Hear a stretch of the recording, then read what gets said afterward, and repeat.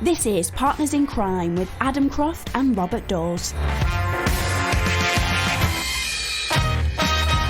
Hello, welcome to Partners in Crime, episode 155. Oh, still younger than me. Yeah, we worked out 4 years. Yeah. We've been doing this now. We worked out in the kitchen a few minutes ago. Yeah, my goodness me, it came as a bit of a shock, didn't it, really?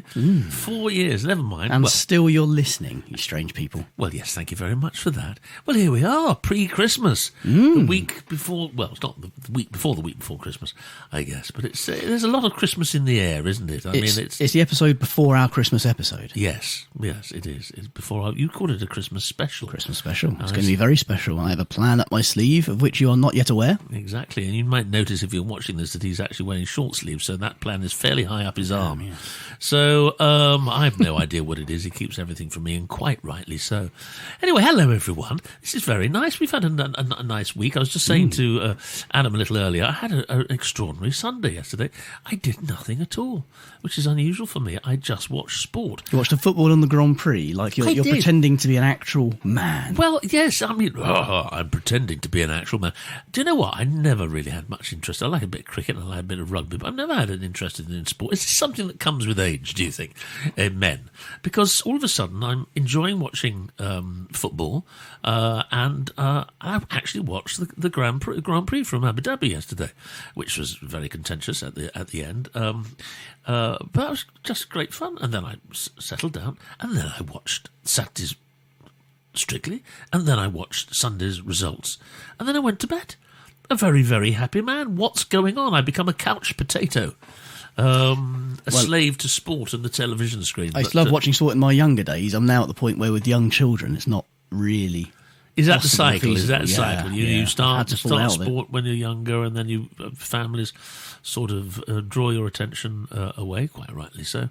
And then when you get to the latter years, you the twilight just years, indulge yourself once more in Come On Ye Blues, Yeah. or Reds, or Burgundies, whatever team you happen to support. Right, well there we are. I had a busy Sunday. I got boosted in preparation for Christmas. Not before time. I've had my third dose, my booster vaccine, which is probably a good thing, seeing as Omicron appears to be taking over the world. Which, if you'd said that sentence, I think 2 years ago. If you said it a few months ago, you would have said, yeah. what? Well, people would have thought the robots were invading. Omicron is taking over the world. It is a very science fiction sort of name, isn't it? Or sort of, it's one of those sort of, it's a corporate name, isn't it? This evil corporation that's here at Omicron, we offer the world. integrated solutions. It's a Bond villain, isn't it? Yes. Yes, master of Omicron. Yeah, well, I mean, there we are. It's sweeping the country, and it's, of course, very alarming. But you sort of ask yourself, is this ever going to stop? And the answer is, possibly not. This thing will mutate, and it's something that we're living with now.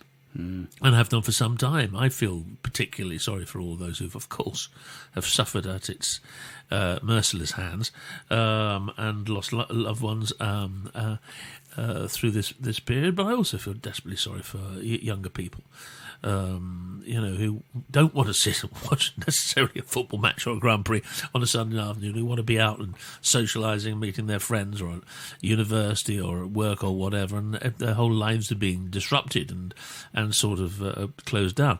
These things are necessary. I'm not in the camp that says, there shouldn't be restrictions to stop the spread of this. Absolutely not. I really agree with that. Absolutely, but it's taken its toll, I think, on the youngsters, and I think so many of them have been, particularly extraordinary in these times, and have suffered deprivations and various other things, which hopefully we pray things will change and life will blossom again. Let's hope that's the case. That's my Christmas wish anyway.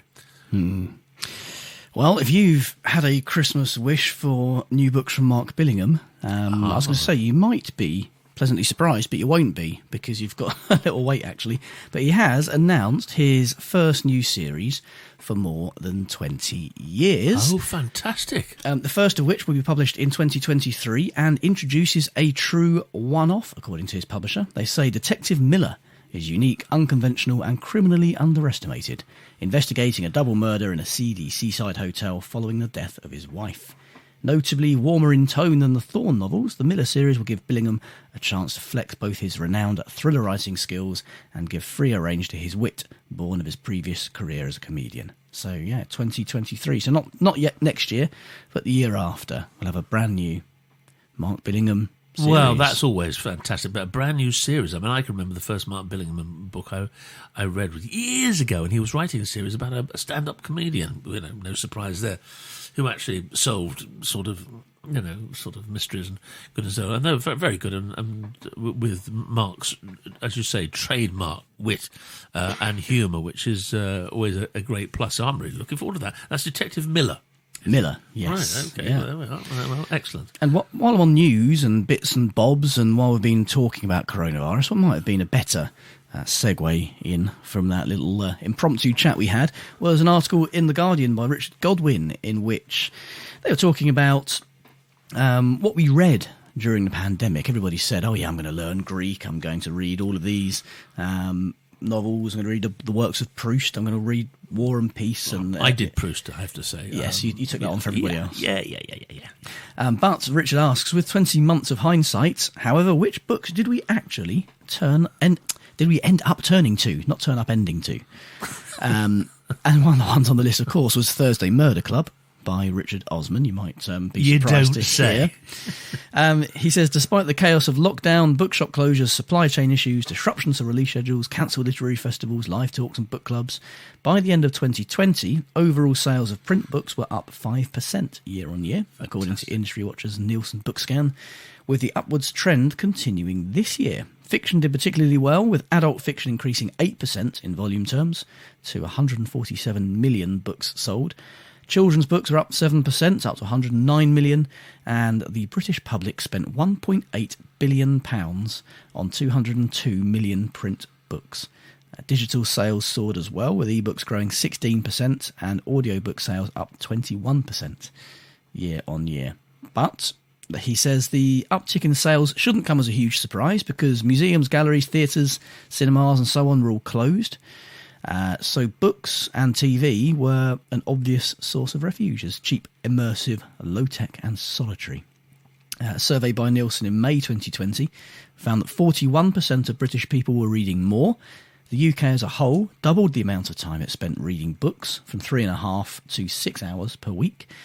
And Philip Stone of Nielsen even noticed a brief spike in physical book sales just prior to the first lockdown, which he puts down to panic buying. I love when people are panic buying books. I like that. But once the shops were closed, publishing was unusually well positioned to capitalise, they say in The Guardian. And Philip Stone from Nielsen said even before the pandemic, online retail accounted for about 50% of the books market, so book consumers were already pretty used to buying online. Wow. What do you make of that? I think that's fantastic. I really do. I mean, mind you, the thought of panicking for the pandemic is, from a book point of view, is quite interesting. But let's face it. I mean, it's a large number of people who are buying books and reading them and enjoying it, and that's before, I guess, you get into people listening, because I know there are many, hundreds and hundreds of thousands, maybe millions of people who love to listen to audio. Well, 21% up audiobooks. 21% up. Yeah, there we are. yeah. I mean, that's that's a great sign. So, I mean, it's very good for us. Not that I've noticed any improvement in my particular sales, but yeah, I mean, that's great. A nation that reads is a healthy nation, I think, and it's a healthier world for reading fine literature. Yeah, maybe, great storytelling. Maybe not all bad on the lockdown front then. No, there we are. That's a very positive thing. Well, sticking with The Guardian, yeah, I think this is probably we're a bit Guardian heavy this week. Well, they keep putting out good stories. We'll keep reporting on them. They are. Well, they're my newspaper of choice anyway. So here we are. We've got the 5 best crime thrillers of 2021. The marvellous Laura Wilson has got together her list. The first on it is one that's interested me. I have not read it yet. I'm saving that as a special Christmas treat because it is a book by the late and greatly lamented John le Carre, and it was his final book to be published after his death. An interesting thing about this I was reading was that in actual fact it was available to be published before he died, and he asked for it not to be published, to actually be done posthumously, for whatever reason that was. And people were thinking, and I've read a couple of reviews which are not lukewarm. How can you be lukewarm about John le Carre? But a couple of people who were critics who were hinting that maybe it wasn't him at his best. Well, Laura Wilson, I think, does not agree, and I'm sure a lot of people reading Silver View, John le Carre's last novel. Here's a bit of blurb. It's published by Viking, but it is very much available electronically on Kobo. Le Carre's final complete novel was published in October, in the week of what would have been his 90th birthday. Having made his fortune, Julian Launsley has left the city to run a bookshop in East Anglia. Well, that sounds like a very pleasant pastime. Wait to retire. When a meeting with an eccentric Polish emigre and former spy draws him into a web of intrigue. Where would the publishing world be without that particular phrase? Webs of intrigue. The cast of characters, including several husband and wife spy pairings, are compromised by secrets, loyalties, and allegiances both professional and familial. And no one, least of all the service itself, is innocent. Valedictory, with a final turn of events that ends surprisingly but pleasingly in a cock-up, this is a satisfying coda to the career of the finest thriller writer of the 20th century. And wasn't he just? So, yes, that's in my Christmas stocking, I believe. I've asked for it. I'm sure I'm not going to be overconfident, but I'm sort of hoping that it'll be there. Dear old Santa. And the other recommendations, I'll just read out who they are. It's Riccardina, which is the Andrea Camilleri, one of my favourite writers, as you know. His book Riccardini was written in 2005. Camilleri's final Inspector Montalbano novel was kept in a safe for publication after the author's death, keeping one for later, as they say, which occurred in 2019. Like its much-loved predecessors, Riccardini was set in the fictional Sicilian town of Vigata, but this time the increasingly tired and tetchy detective is joined by the author himself, who makes ever more far-fetched suggestions as to how the investigation into the death of a character should proceed.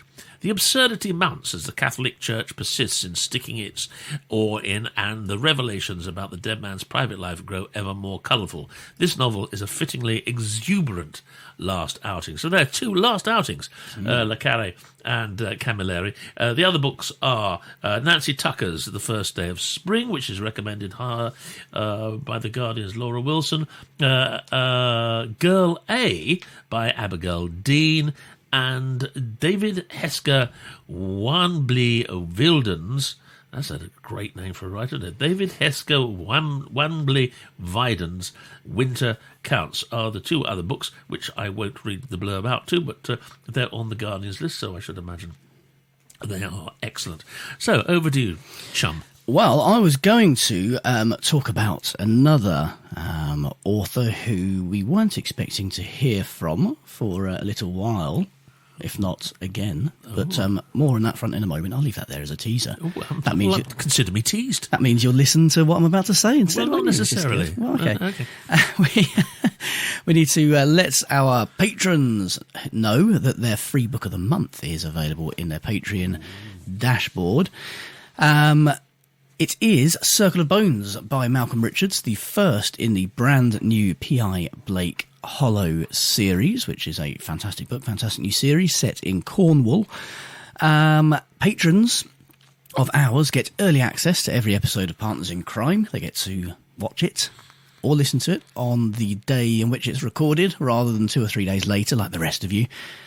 They get to watch it in full HD video. They get access to the extra bonus episode each week, Partners in Crime, Arsenic and Old Lace. You get a shout out on the show in the week you join, and access to exclusive content, including the free book of the month, every single month, all courtesy of Kobo. And we'd love for you to be our next patron. So follow the link in the show notes or head over to patreon.com/Partners in Crime podcast. There's lots and lots of fun stuff to go back over there. And you can actually watch all the old videos back. Everything stays in there. Oh, my goodness. Can you imagine that in 200 years' time and someone comes across a cache of Partners in Crime? You can watch all of these. Oh, really? If you join today, you can claim Circle of Bones by Malcolm Richards as well. So joining will be basically free. And you get, yes, well, not only joining, but also, well, joining is not free. You have to pay a little bit of money for No, but you get the book. You get the book. It's about the same price as the book would have been anyway. To sweeten the pill. Exactly, yeah. Yeah. And we need to say hello to Debbie Edwards, who has joined us as a brand new patron this week. And we ought to also add that to Judith that the present has arrived. It is unopened, waiting for Jo to return from her motherly duties elsewhere. But yes, Mrs. C is at a baby group, so I've not opened it yet. But thank you very much. But it's there. Much appreciated. Very, very nice, I have to say. Good. In its wrapping. Still in its wrapping, still in its bag. There we are. On my dining room table. The worst postman in the world. Well, I was talking about books we didn't expect to see back. Just before that, little interlude. And Patricia Cornwell has been talking about how lockdown inspired her to bring back Kay Scarpetta. She said she'd quit writing Scarpetta 5 years ago, said she's not doing any more, but after 24 of them, she felt it was time. And we've alluded to this, I think, on the previous episode, but she goes into a lot more detail now about Autopsy, her 25th book about the brilliant crime-solving medical examiner. It is now on sale. We were teasing it, I think, a few months ago. Yes, but it is now. I remember now. I had forgotten. But like many, this article on UPI.com says Cornwell became more introspective during the months of uncertainty. Lockdown, I presume, which were filled with lockdowns, there we go, travel restrictions and quarantines. All these people are dying, she recalled, and there's no vaccine yet. And then we had January the 6th and civil unrest in this country, and I started thinking, what is this planet coming to? What do I want to do going forward, and who am I in this messy stew? And furthermore, I wonder what Scarpetta would do if she was here today. And she said it was all the perfect storm for relaunching the series, but she didn't know if she would be able to write her most famous character again after such a long break. She said in the beginning, I wasn't sure how it was going to go. Was she going to talk to me or not? Did she want to come back? Are there stories that we can tell? I was very pleased, as we started getting into it, that she really started springing to life. So there we go. Patricia Cornwell, Autopsy. That is out now. Is this?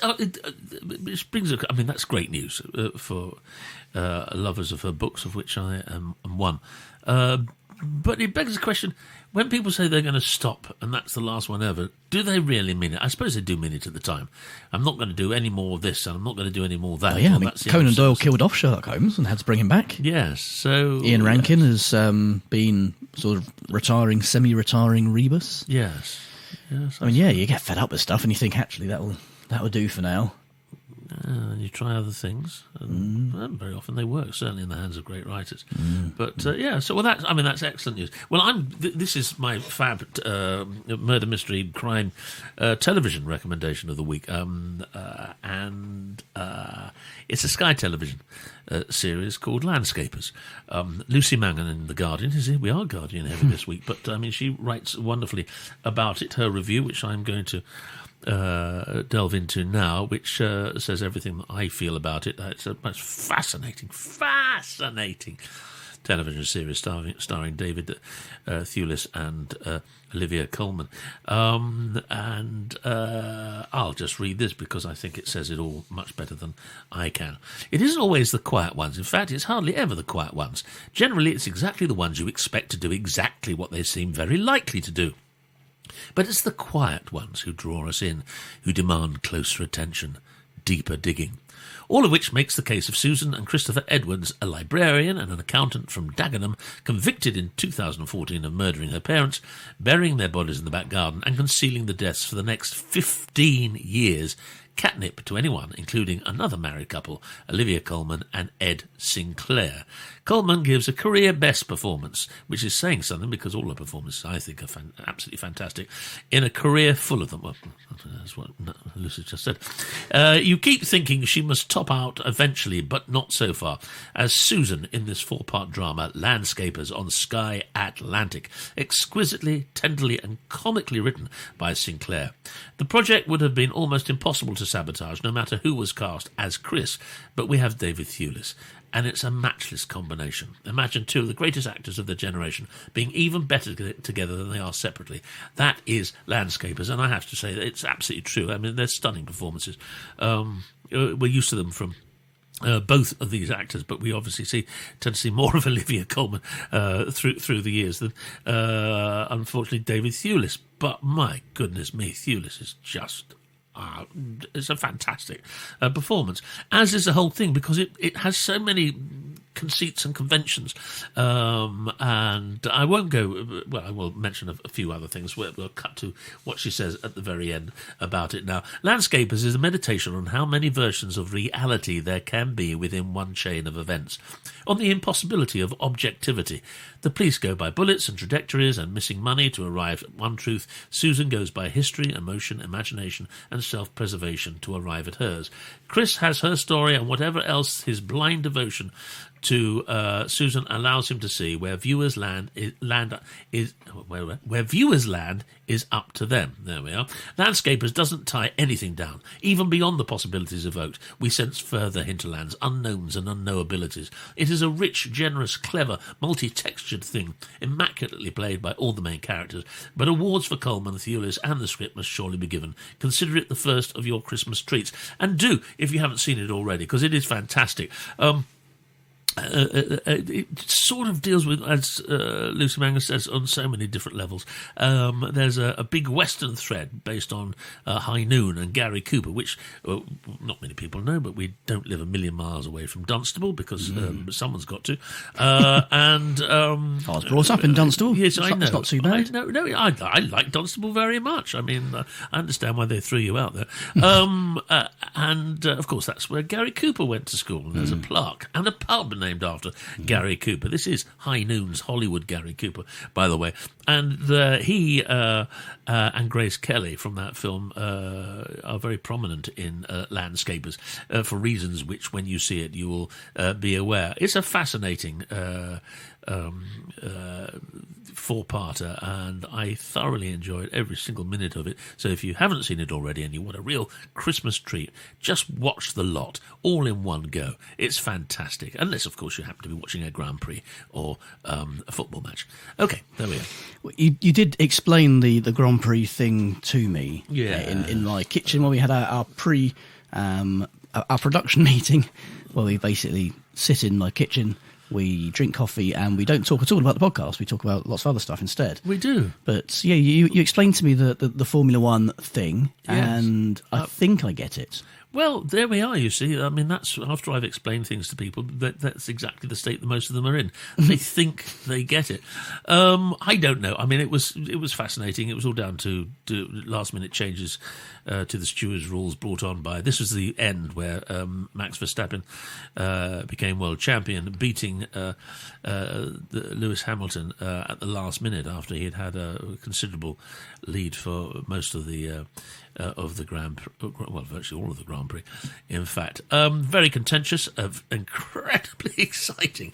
But as we've realised that both teams are based not very far from here, the Mercedes team with Lewis Hamilton are based in Northampton, and the Red Bull Honda team are based in Milton Keynes. So they both feel fairly local to us in that respect. But it was very contentious, and there is appeal being lodged against the decision, and I see it from both points of view, actually. I understand why the steward wanted to actually finish the race as a race, because this accident happened 5 laps before the end, and they had to put out the safety car, and for various reasons and rules and regulations, and mostly safety, it would have meant that the Grand Prix would have ended without any more racing.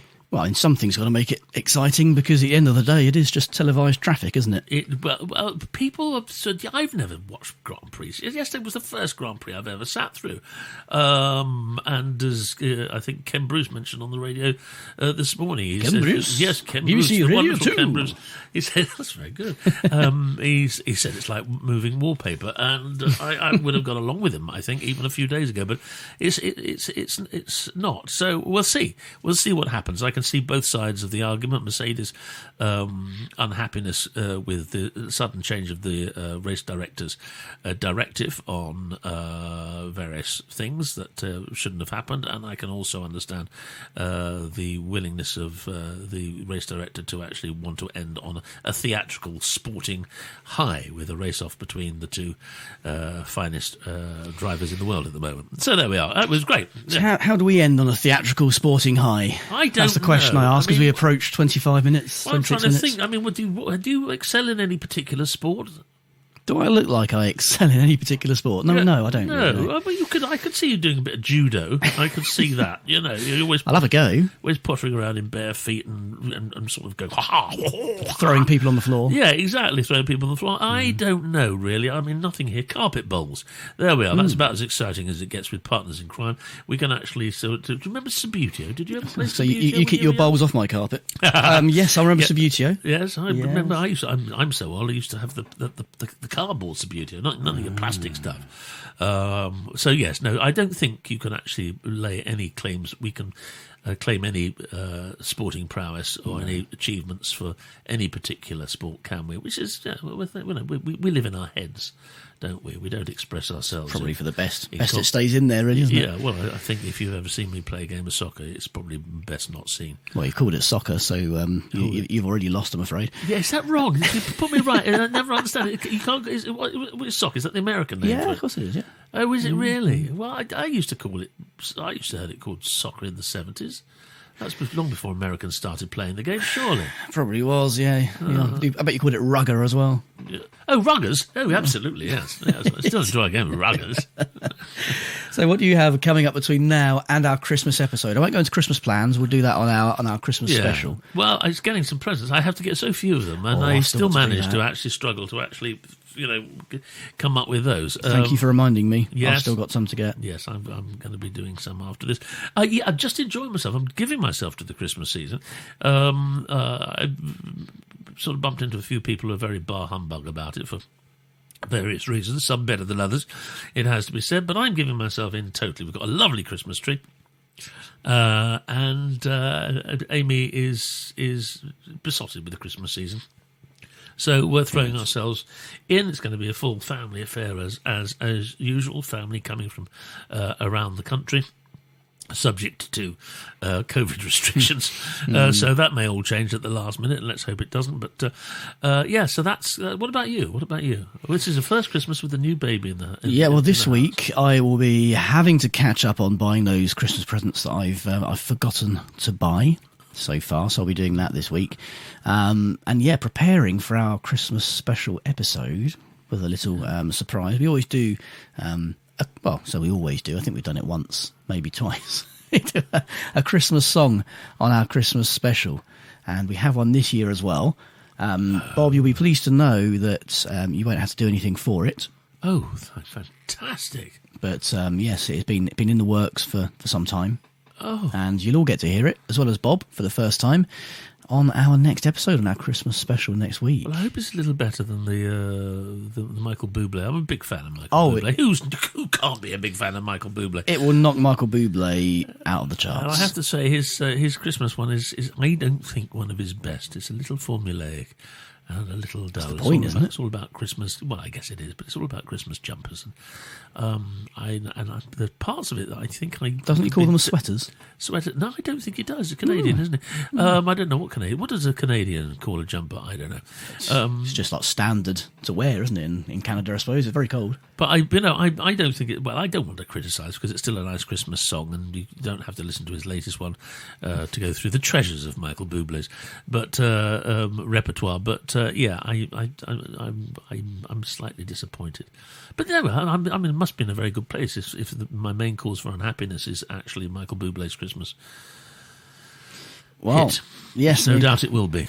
Well, hopefully that is the worst thing to happen this Christmas. Yes. We don't want anything Please God. worse than that, do we? No, okay. No lockdowns, no So shutdowns. how are we doing? We must no- be at 30 minutes now because we're rambling. We are, yeah, almost exactly 29 and a half. 29 and a half, so we've got 30 seconds to actually sort of... Or we could just say, stuff it, it's been a long year, it's nearly Christmas, 29 and a half will do. Yes, turkey. Turkey.